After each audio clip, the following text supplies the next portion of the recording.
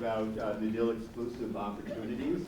We're going to begin with Professor Ellen Shearer, who is our William F. Thomas Professor at Medill. She directs the Medill Washington program. She co-directs our Medill National Security Journalism Initiative. Among her many accomplishments, she's immediate past president of the Washington Press Club Foundation, is co-author of the book Non-Voters, America's No-Shows. She's written chapters in 6 other books and has done a lot of many other cool things. I don't want to take up all of her time, so I'll turn it over to Ellen. Thank you, John. I'm delighted to be here. It's a beautiful day. To see so many people who want to become journalists is exciting for me, and I hope I'll see you all in Washington. Let me tell you a little bit about, or show you a little bit about what it looks like to be a Washington reporter for Medill.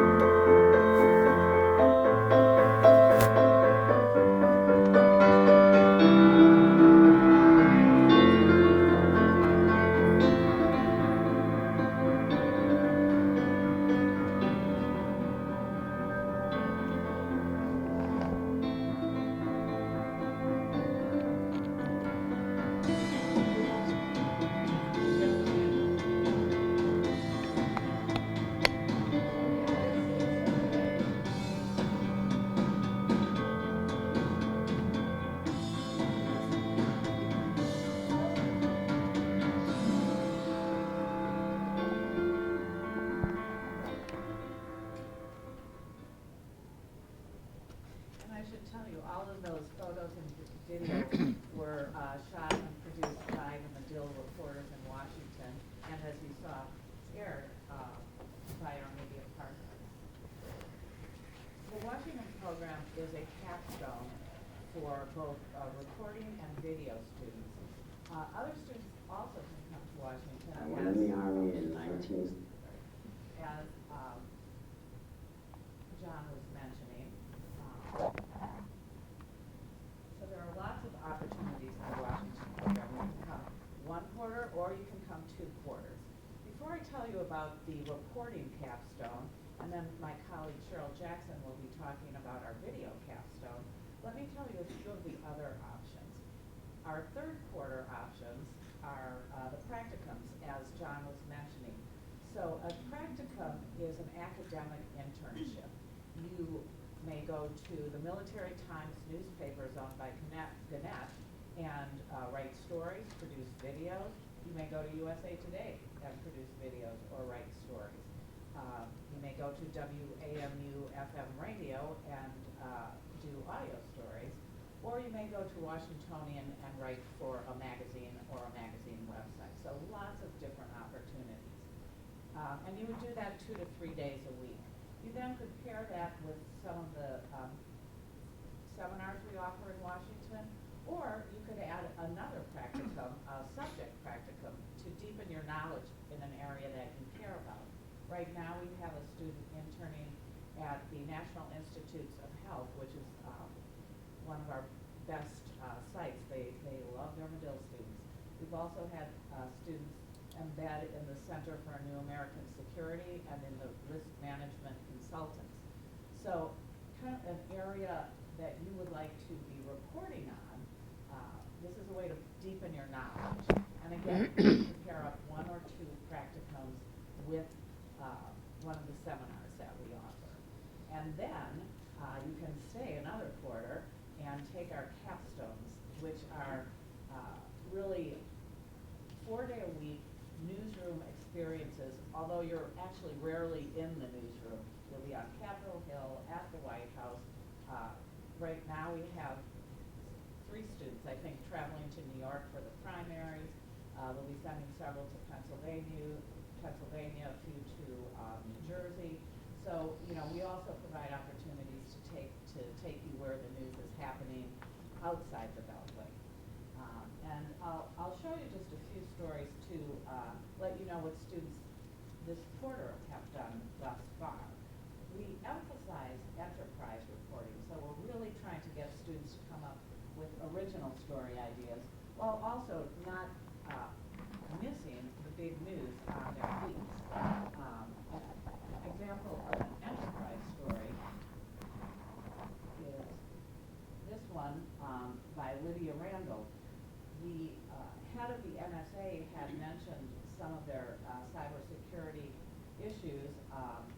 around cyber attacks from terrorists. She went deeper, talked to people beyond Rogers and the senators who he is speaking to really give us a deep dive into that subject area. But we also do want to go where the news is happening.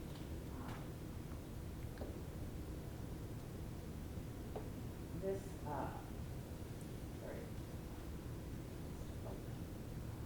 Well, this is actually a video story, the Beardathon. Before the start of the NHL playoffs, a lot of fans male fans get a close shave, and they don't shave again until their team is out of the playoffs. So this is a capstone. This is actually a video story that was produced by one of our reporting students, and that's a really important point in the Washington program. We want to make sure, whether you're in video or reporting, that you're comfortable going beyond one meeting. We also had one of our education reporters at the White House for Michelle Obama. No, I'm sorry, this was not the White House. This is the World Bank and the IMF, where Michelle Obama convinced them to give $2 billion for girls' education worldwide. So from covering Michelle Obama to guys getting their beard shaved, and also I think one of the really fun stories that we did this past week, and several of our students did it, was to go to the White House and talk to these really smart young scientists about their the projects that they have developed in a national competition. So as you can see, it's a range of stories, and you're right in the middle of everything. You're at the White House, again on Capitol Hill, and finding your own stories. So that's a little bit of a look at the Washington program. I'm just going to mention that we also know that tends to be at the end of your Washington experience. So we bring in recruiters from Gannett, Reuters, Bloomberg, Sinclair Broadcasting, the Washington Post, the list goes on. But we're very active in helping you leave Medill either with a job or very close to a job. And now I'd like to introduce my colleague Cheryl Jackson, who is going to tell you more about the Washington capstone and what the video students do. Cheryl, thank you. I just moved to DC. I have been working here in Chicago for 7 years. I just figured that out. And I just moved to DC, and our students there, Ellen had several clients in place, but we've also been working for other clients like freelancers. For example, one of our students, Kristen Baki, her news package ended up in Market 15 night before last in Minneapolis because we went to the science fair and she localized the story around 2 Minneapolis students who were in the science fair. So we went to the science fair at the White House. Jasmine Chin did the story in Chinese, and we sent it to our to Tencent, our Chinese client. She did send a package to them. Emmy Molina did a package at the White House, and we have we are not media partners with Univision here. She will accept our work, and so Emmy pitched the package. You guys may know, some of you may know Carla Ibo. She is fluent in Spanish, also worked in news here in Chicago. She works here in Chicago, and she will review those Spanish scripts before we actually pitch the story. So the idea of the fourth quarter, especially for journalism students who want to be on a television show, they want to be on the news. This is sort of works like a boot camp for your resume. We want to get you out the door with a resume. And at Medill, we've always gotten you out the door with a really good story resume where you know how to write a story and write it well, write it quickly. In these next few months, we're going to be really hammering the live shot. And that's the element that we haven't been able to give you because we didn't have the live capability like most schools don't. Now we do. And so we're going to be live shot tossing back and forth from Chicago into this news, from Chicago to DC, DC to San Francisco, hopefully, and ultimately even some live shots for some of our clients once the equipment's all together. But I'm going to show you a little bit of a sizzle reel. I'm not going to show it all to you because I think it would take up my whole time. But this was mostly done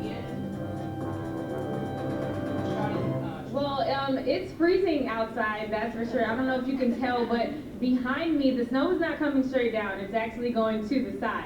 Brandon and I sat down with Alexandra Sims where we discussed her life in the Chicago political machine. Republican presidential candidate Donald Trump is coming to Chicago Friday to host a rally, and his visit is stirring up a lot of controversy. Thanks, Amina. As you can see, the snow is continuing to fall. It began around 10 a.m. this morning, and it really just hasn't let up. We've actually touched down at one of the new pop-up restaurants this year.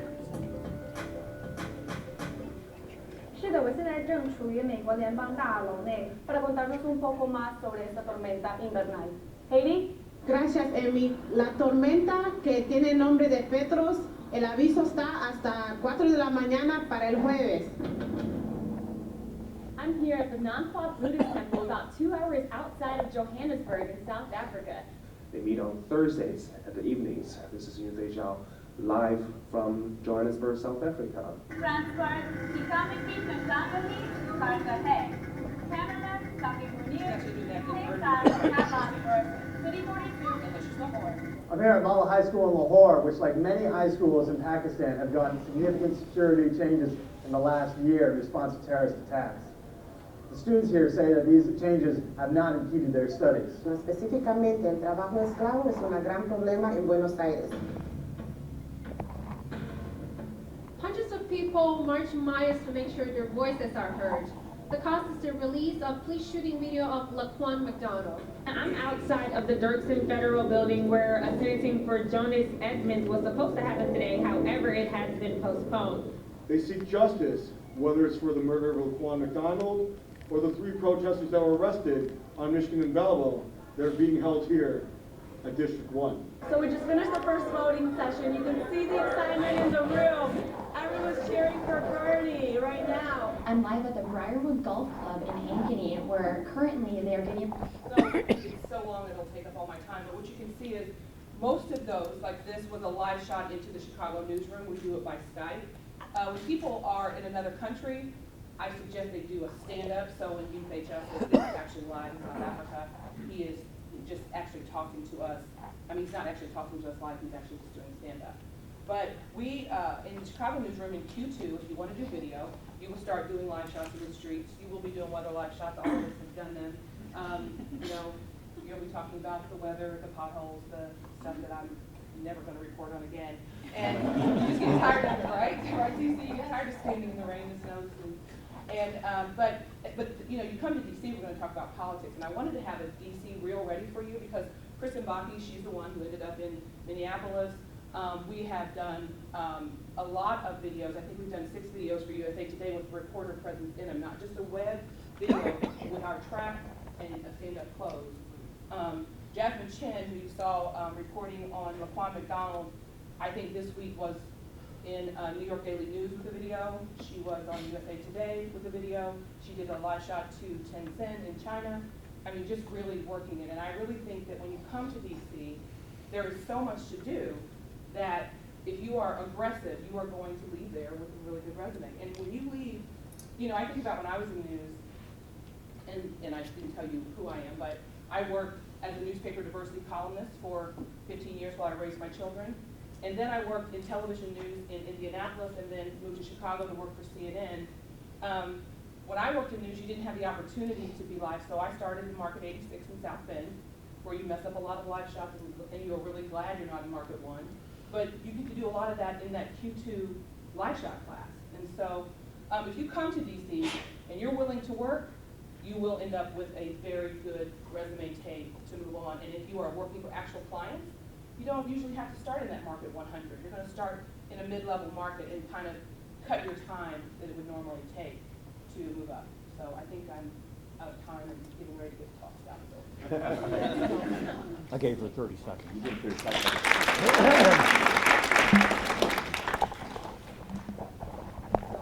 As you can see in the Washington program, Cheryl and I are really emphasizing hard work that pays off. And the thing I really didn't mention, and I'm really glad Cheryl did,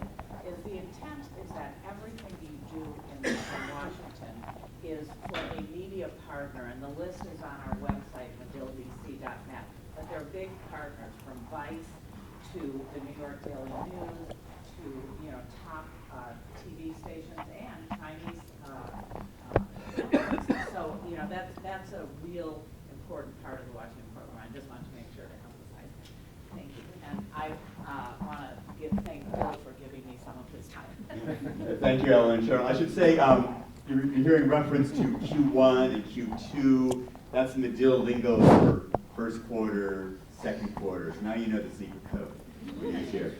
Introduce Professor Bill Handy, who coordinates our Global Journalism Residency Program. Before coming to Medill, Bill was the Associated Press Bureau Chief in Chicago, Managing Editor in Wichita, Kansas, Senior Editor in Tampa, Florida. As a reporter in Florida, he specialized in organized crime and investigative reporting. He wasn't doing the organized crime, he was reporting it.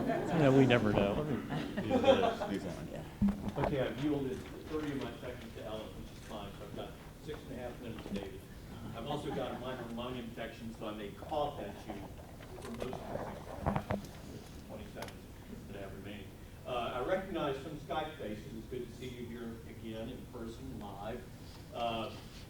I direct the Global Journalism Residency Program, which is just now completing its 20th year. It's been a marked distinction for Medill for 19 and a half of those years, I guess.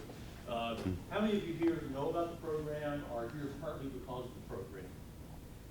Okay, whoever's taking notes on me, mark that down, please. It's a very high number. It's an optional fifth quarter program. Every year, between 10 and 30 students participate. It just kind of varies in a lot of reasons. I place students after, here's the first call, very intensive one-on-one conversations about approach, reading skills, talent, language spoken, etc. At news organizations on all continents, again, except for Antarctica, and I'm not convinced that's a continent anyway. It's drifting away. Yeah. It's drifting away.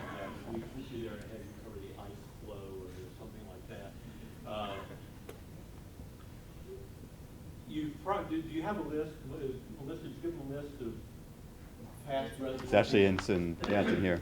Let me caution, that's a historical list of the last 10 years. Some of those places don't even exist anymore. Other places no longer belong to teachers. But it gives you an idea of the range of places where students can go.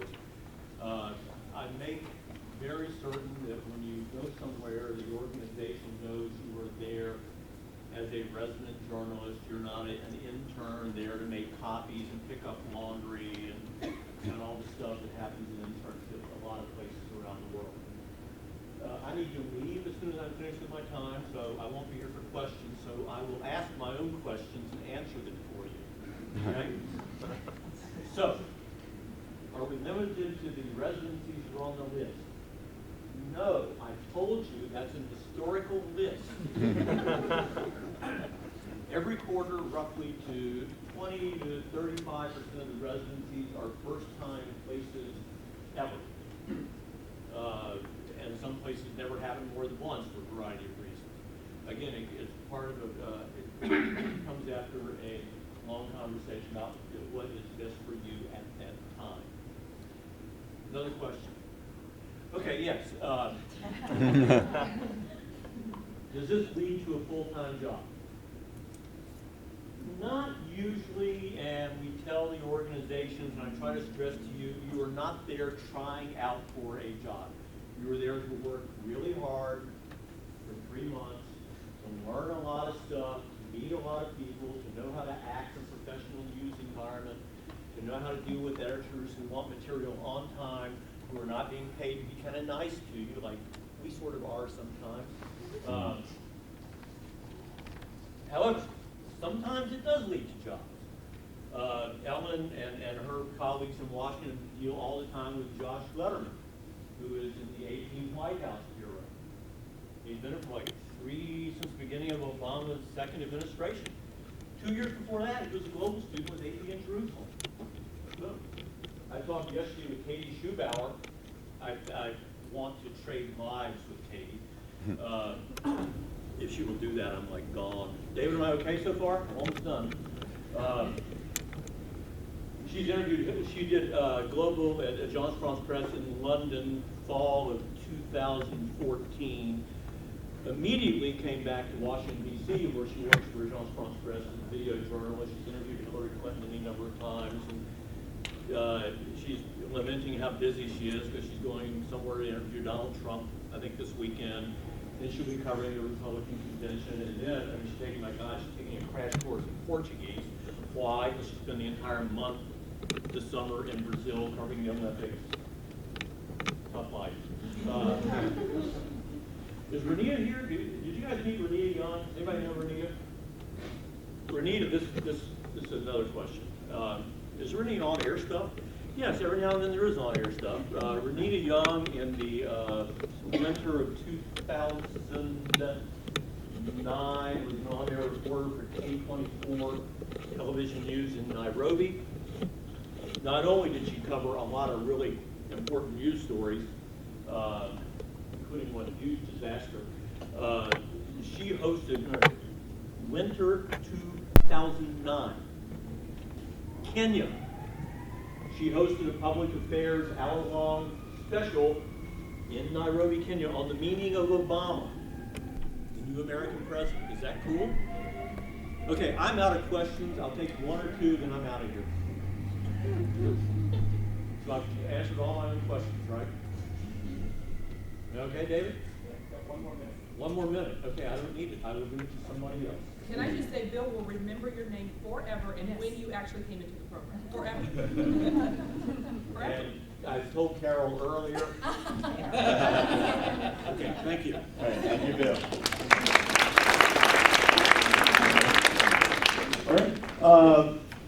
Professor Candy Lee came to Medill from the Washington Post, where she was Vice President of Marketing. Prior to that, she was President of ULS Loyalty Services, Managing Director at iFormation Group, President of Troll Communications, Publisher of Harlequin Enterprises, and many other things she's done before coming to Medill. And she's been a key member of our team that has put together our Medill Fridays program, and Candy will tell you more about that. So when Alex talked, you'll take away lots of things from his talk, but what you'll remember is storytelling. But something else you'll remember is connections. He talked about making connections, going out into the community and having those connections. When we looked at our schedule and what we were hoping that each one of you would take away from your year at Medill, we thought about connections and how to deepen them and enrich them and ensure that there was a lot of opportunity for you to spend time with people who may, in fact, be the influencers that you want for not just for your career, but for your growth. And so we created something called Medill Fridays, and there's a whole team. I'm just representing them today. But the idea is that we would bring in people that we thought could be major opportunities for you to talk with them, to get to know them, and that we would use Fridays as an enrichment program that was separate from whatever specialization or your head's down because you have an assignment due on Monday, but that this was a moment out of your schedule, out of time, to give you a chance to learn and to experience. So we do workshops, and how many of you went to a workshop yesterday? Very similar to the kind of workshops we put on. This one, it's just going quickly through it. Let me just see, get me back up. We do workshops in the studio, bringing people in. We do wine tasting workshops and how to write about wine, voting and electoral college explanations, classes in narrative learning, timelines. But then we also do outings because we want you to actually get to know the community. So we go to the Cubs, and in fact on May 13th, we're all going to the Cubs-Pirates game. We do bar experiences because the other kind of connections is for you to have a chance to connect with each other. And we actually have lots of repasts. Let me just go back to that. I don't know why it's going through this so quickly, but this is, we do an architectural tour of the city. We do, this is meet with some alums, and we do that on a regular basis. This is our summer picnic where we get together and Jack Doppelt, who many of you met yesterday, juggles. We do, sorry, we do an Ethiopian coffee tasting, and then how would you report on that if you were actually here looking at people who go to this particular coffee house? This is another meet with alums. This is Christine Brennan, and she's actually at a talk with Kathy Gannon, who was one of our guest speakers. This is George Morton, who wrote Game of Thrones. This is the Spotlight documentary. Before it ever came out in theaters, we had cast and crew and the documentary to talk about the power of journalism and how it's portrayed in the media. So any questions about Medill Explores? I'm giving up minutes too. David's saying, oh, good.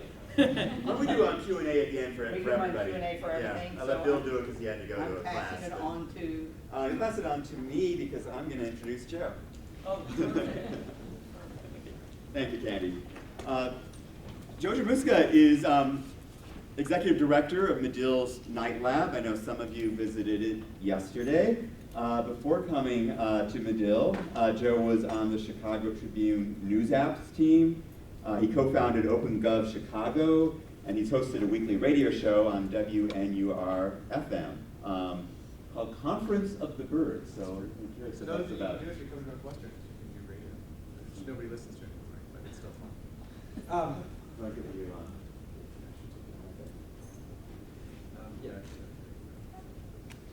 So we had some of you yesterday, which was really fun. Thank you for coming. Hope you had a good time at Night Lab. But for everyone, here's sort of the introductory spiel.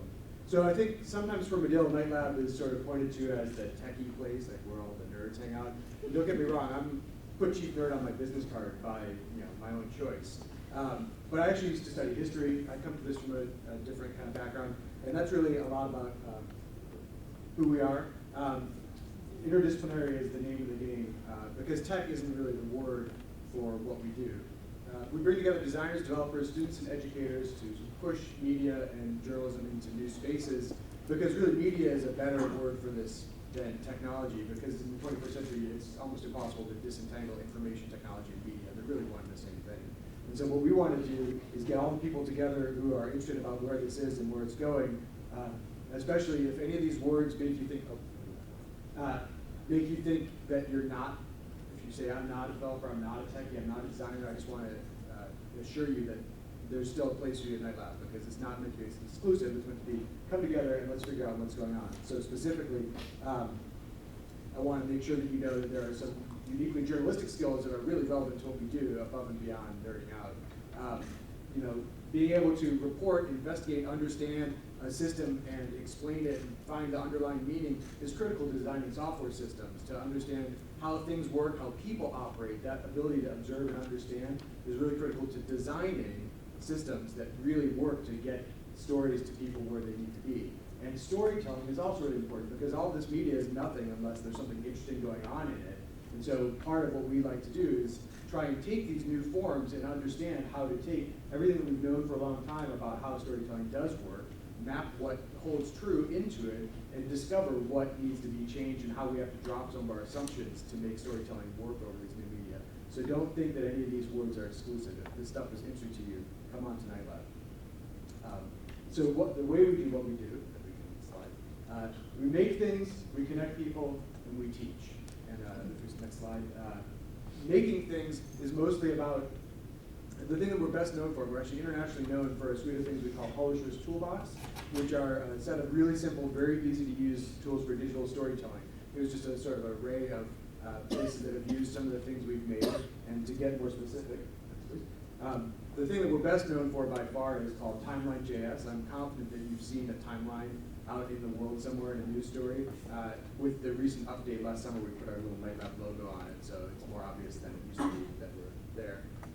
Timeline was actually created by Medill faculty member Zach Wise, who some of you will see this afternoon, who brought interactive storytelling skills to Northwestern from the New York Times and recognized the thing that ought to be. In fact, he was trying to teach students in his classes to use media for storytelling and decided that it was harder than it ought to be. So he made this tool first and foremost so the students could focus on telling stories in this medium instead of how to do the technology part.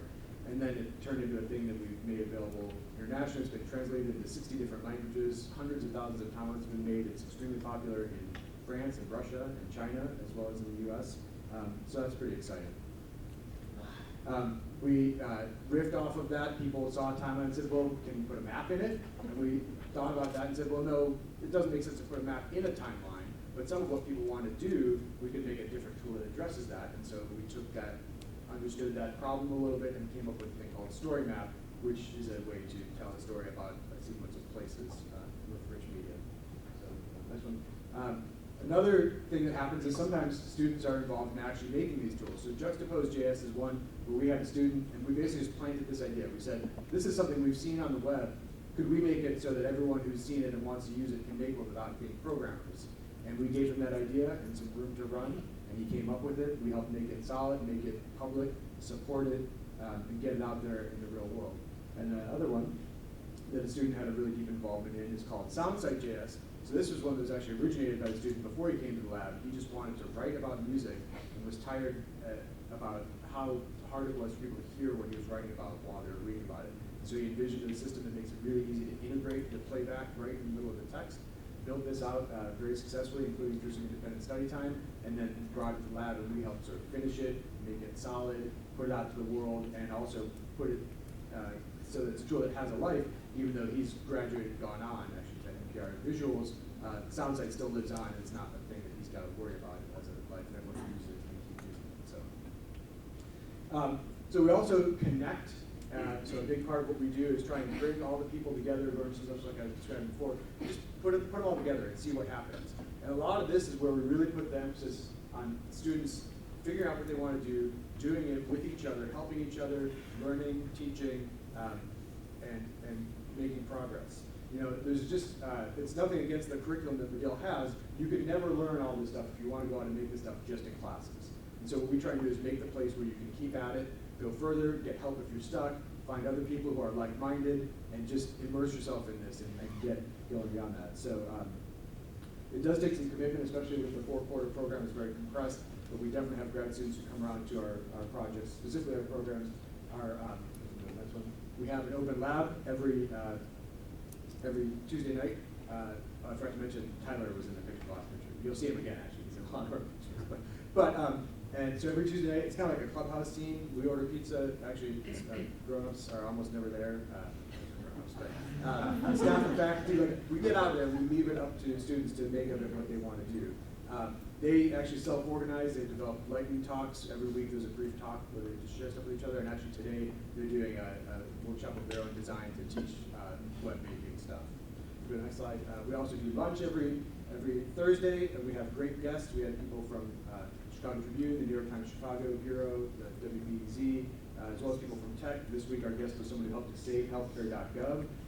We also, next week, we'll have an editor from O'Reilly Publishing, which is one of the top technology publishers. So we bring in all kinds of people, game makers, comics journalists. We just want all these people to meet each other and talk and get excited.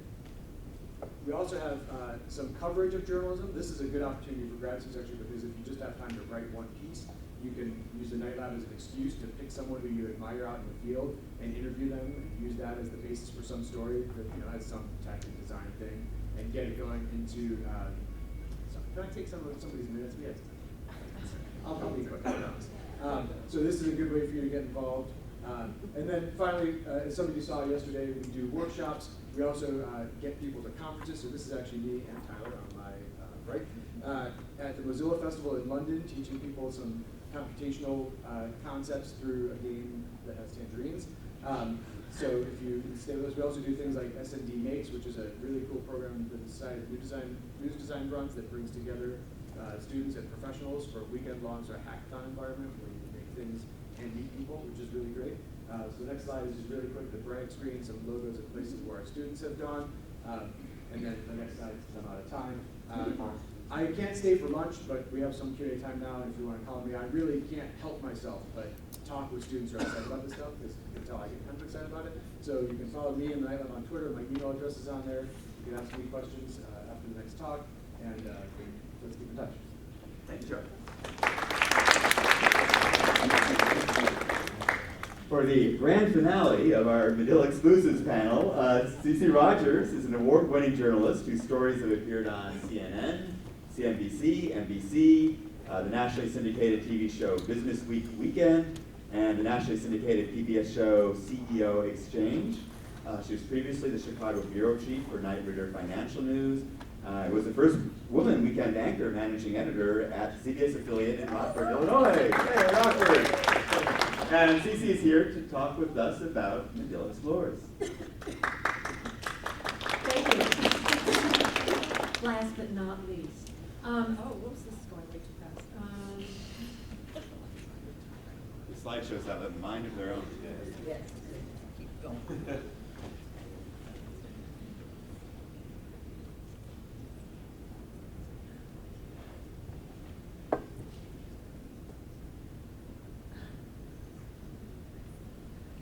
Oh, I guess I know more about PowerPoint than John. So welcome, and it's really great to see so many of you here interested in Medill. I went through this program and really it was a great launching pad for a really fun career. So my program is Medill Explores, and this is brand new. We did it for the first time this year, where we had a week-long suspension of classes in the winter quarter, and this allowed students to do some cool things. It's meant to be an immersion experience, a learning adventure. It's an opportunity to gain more perspective, whether you are in Puerto Rico, looking at social justice issues, whether you are in Chicago, embedded with a social justice organization, you will end up having a different perspective on things, and that's something that's really important, we feel, to journalists. Deepening your understanding of what it means to be a journalist in a global context, whether you are out of the country or not. So some of the cool shots that you saw from Cheryl's sizzle reel came from Medill Explores trips, where students were in Argentina covering stories. They were in South Africa doing some reporting. They were in Pakistan. And they also had the opportunity to be immersed in arts and entertainment in Chicago, business and entrepreneurship and media innovation in Chicago. And those were really awesome experiences as well. These, if you look at what all you have before you, I understand it will seem as though how do you even begin to choose what to do, but it will become very clear as you get into the program and as you start to focus on what you really love. And you will know, if you're a political reporter at heart, you will go to the Iowa caucuses, not next year of course, but you will do something political. If you're into social justice, you will want to do something associated with that. If you're in health and science, you have the opportunity to set up and embed with scientists around the country. So here are some of the still shots from some of these experiences. In health and science, this lucky student was behind the scenes in Maui. Come on, it's February in Chicago. So that was pretty amazing.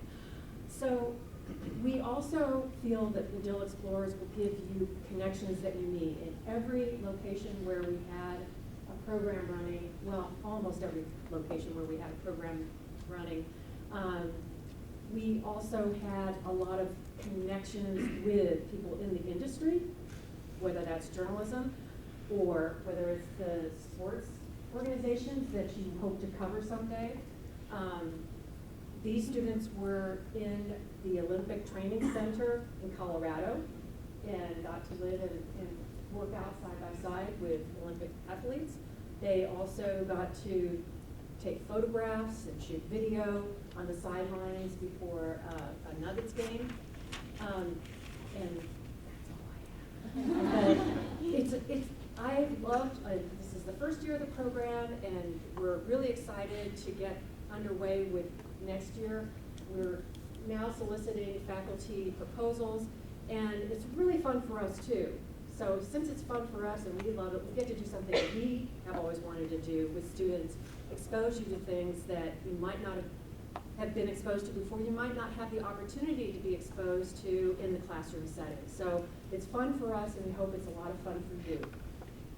Thank you.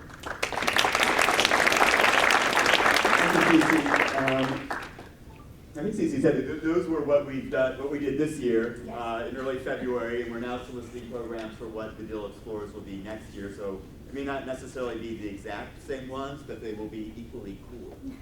I'm sure of that. So we have about 10 minutes, David. So now that you've met some of my friends here, I bet you have some questions for them about any of the topics that have come up so far. Anybody curious about anything? Yes. So if we're in a specialty, but we're interested in taking classes like at Kellogg or different things like that, how does it work with, would those count as your elective courses or? Right, those would be electives. Kellogg every quarter sends us a list of classes that are available to Medill students, and you would choose it as one of your electives.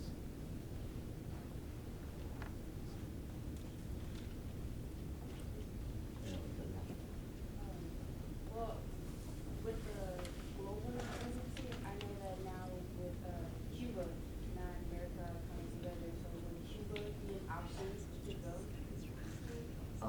Is Cuba an option to go? That's a really timely question because we've been emailing some ideas exactly with that in mind. That possibly, because it's not at all guaranteed yet. We're talking about trying to have the Medill Explores go to Cuba. There's obviously a lot of logistics to work out with that. Whether there's a residency in Cuba, which Bill went off to take French lessons. He's so global. He's learning French.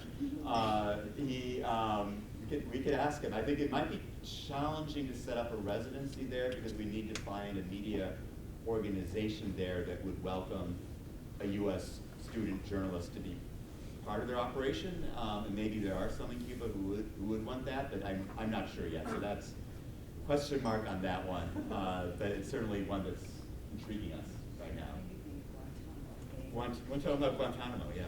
I could see if the Navy will let you embed with a radio station at Guantanamo Bay, but I'm not sure that's the experience you want. We have sent students to Guantanamo Bay to cover the military commission, the trials there, but we haven't actually gone into, we've never gone off the base.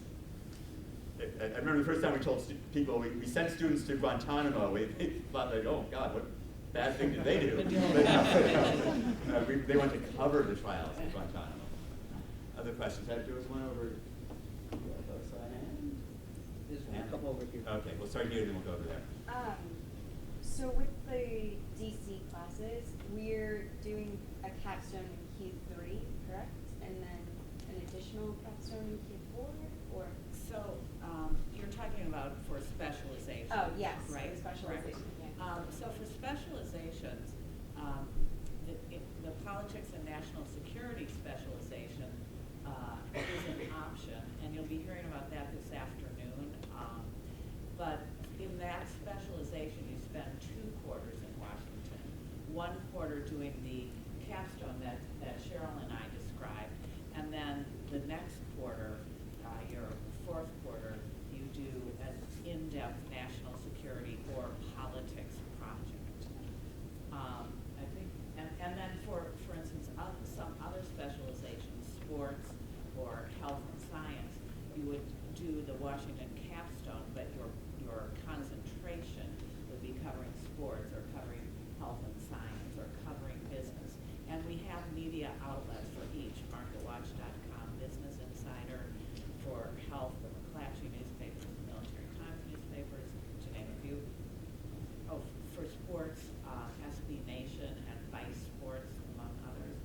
So I think that answers the question.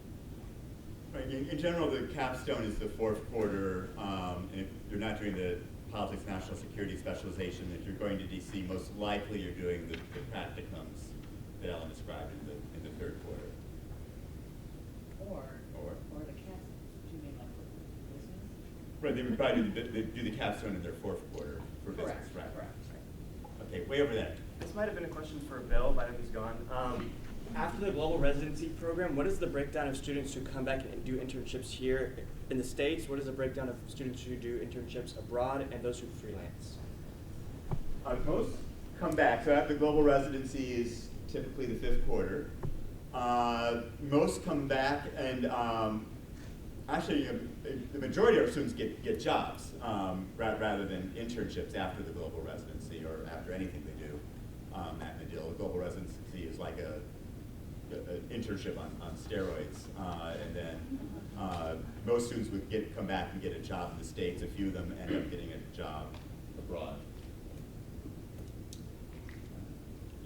How often is it that students between specializations collaborate on stories?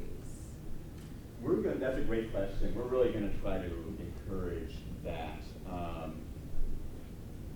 We've sort of created these specializations, and there's you have to put a name on each one of them. But in real life, health and sports can blend together. Sports and business can blend together. Business and politics can blend together. So when it makes sense to collaborate on something, we're going to do that. Last year there was a very interesting project, and this goes on in the content lab all the time, where you probably have heard about these trains of oil from North Dakota coming through various states anyway. Yeah, so it was called Petro-Peril, and it involved students across many, there was environmental, health and science, there was the public policy, political aspect, there was definitely the business aspect with fracking and the economics and what makes it advantageous at that time for the U.S. to produce so much oil. And students did an amazing job. They also collaborated across quarters. So second quarter reporting student with a third quarter reporting student, and there was a lot of wonderful collaboration that way. So that is happening, and you have the opportunity. These are things that you have the opportunity to put yourself forward and say, I want to do this. Yeah, we've done this also.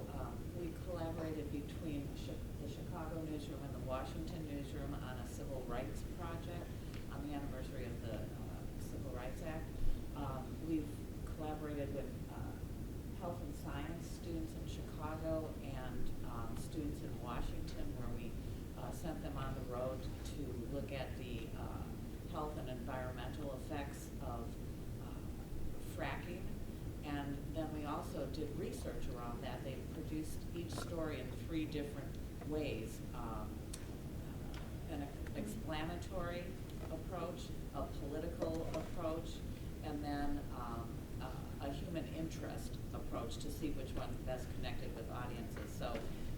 So I think we're always open to collaborations and love the ideas. And when good ideas bubble up from students, we like to support them.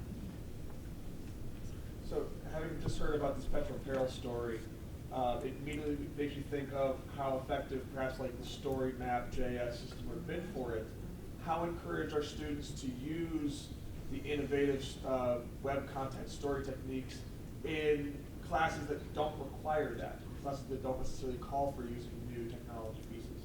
So, for starters, we love to see we love to see students use the tools everywhere. But I should also, I was thinking about jumping in with this anyway, but you set me up nicely. There have been cases where whole classes have had very technology-focused capstone projects. So in the fall, there was a group that did a story about shipwrecks in Great Lake, in the Great Lakes, and specifically the sort of weird culture of people who compete to try and find, those people who are trying to find like the oldest ship that sank in the Great Lakes. And that story, the students was a collaborative writing, and they built a very sophisticated interactive project. And in fact, there was kind of a mixed class. Some undergraduate students even had the chance to work on the tech with the grad students. It was just all about this bringing everyone together to do that kind of approach we have. There's also one going on this quarter that is, I guess I probably shouldn't talk about what they're researching yet, but they're doing mostly a reporting story, but they're doing it embedded in Night Lab. And Emily Withrow, who's one of our faculty, who some of you met yesterday and who's going to this afternoon, is sort of their study advisor on helping them make that into a technology-rich presentation as well. So it's less formalized than the other things, but when the right people and the right opportunity arises, we definitely make it happen. Have any of you ever watched a story told through animation, a news story? So Abigail Forstner, who will be here this afternoon, leads a project at Medill that connects, I forget the name of the media organization, they're based in California, that does animation for journalism stories. And if a student has a story idea that we think would be effectively told in a powerful way through animation, we connected with them, and we've had some really, really cool stories that students have done that way. Oh, way back there, yes. Yeah, very much. I kind of have two questions. So first of all, do you have any specific examples of just capstone projects that students have pursued, and like sort of where they? I'm sorry, capstone projects of?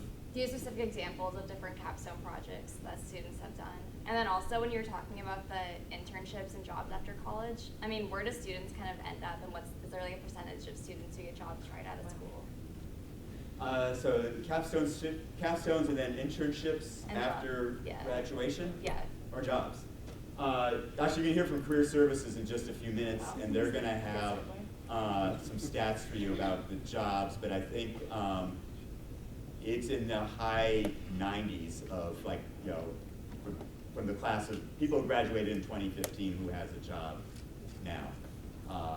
And then the capstone examples, anybody want to share some from DC or specialists?